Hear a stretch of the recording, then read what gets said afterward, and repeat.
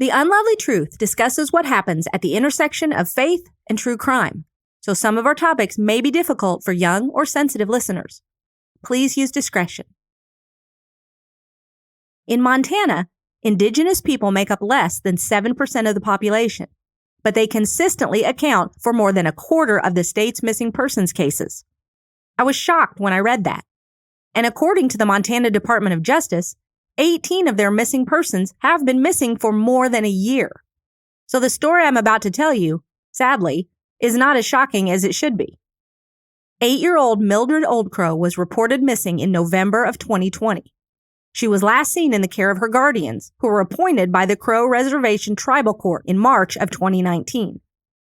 I can't find any information on why it took over a year and a half for someone to file a missing persons report on the tiny, brown-eyed girl. I'm Lori Morrison, and I want to welcome you to Season 2, Episode 9 of The Unlovely Truth.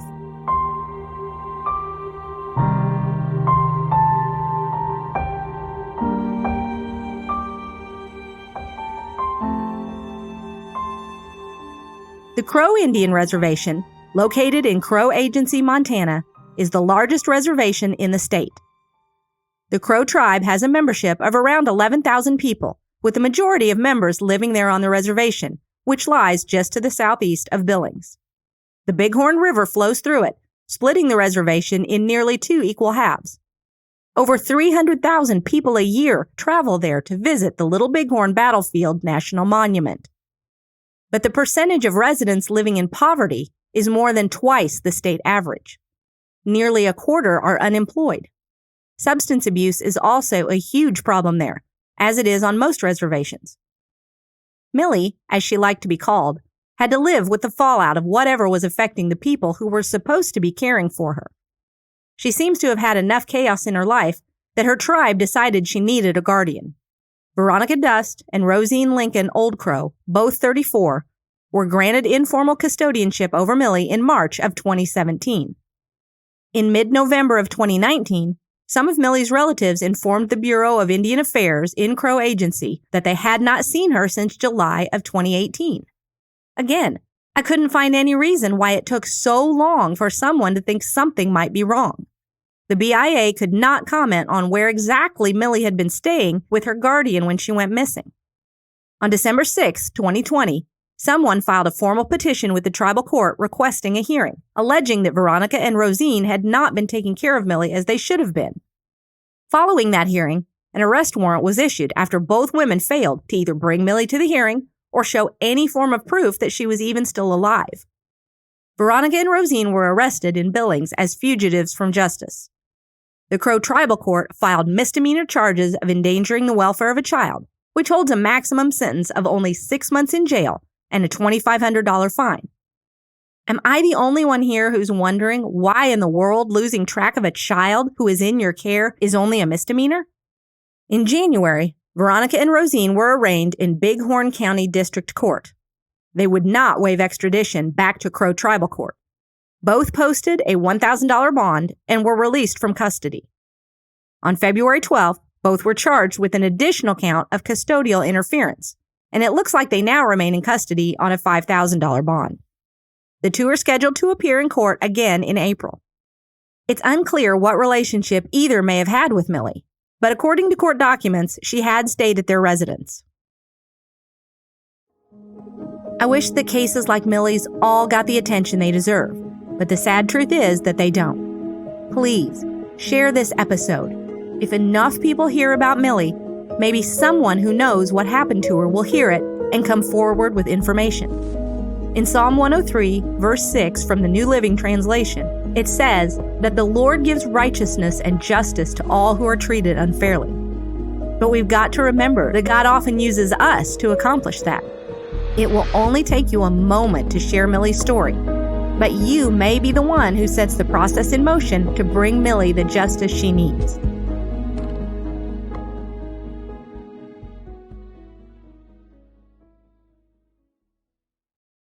Because recognized tribes are sovereign entities in some circumstances, jurisdictional issues, such as which court should be hearing the case, can be complicated.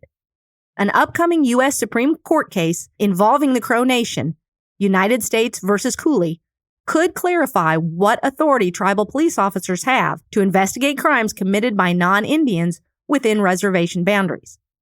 Now, that may or may not be an issue in Millie's case, but it highlights the red tape that can hamper investigations on tribal lands.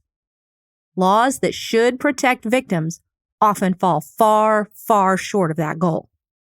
Basically, the Supreme Court must decide whether a lower court made a mistake in a case when they did not allow evidence to be used because the defense team argued that tribal police officers lacked authority to temporarily detain and search a non-Indian on a public right-of-way within the reservation. Crow leaders argue that if the court upholds this lower court ruling, it would hamper their ability to fight crime in Indian country. They also believe that limiting the ability of tribal police to investigate crimes committed by non-Indians weakens the whole idea of tribal sovereignty. Lots of people are very anxious about the Supreme Court's upcoming decision. A group called the National Indigenous Women's Resource Center is concerned that any ruling limiting tribal police's powers would make the problem of missing and murdered Indigenous people even worse than it already is. The Crow Tribe and other organizations, including the National Congress of American Indians, have argued that the language from an 1868 treaty called the Bad Men Clause reserves the tribe's right to investigate anyone. Like I said before, this can be very complicated stuff. My research didn't turn up any information that Millie's case would be impacted by this, but with so little information available, it's hard to say that jurisdictional issues haven't played a role in the delays and inaction in her case. Earlier this month, the body of a small child was discovered on the Crow Reservation. The Bighorn County Sheriff's Office says that all available evidence strongly suggests that the body is Millie's.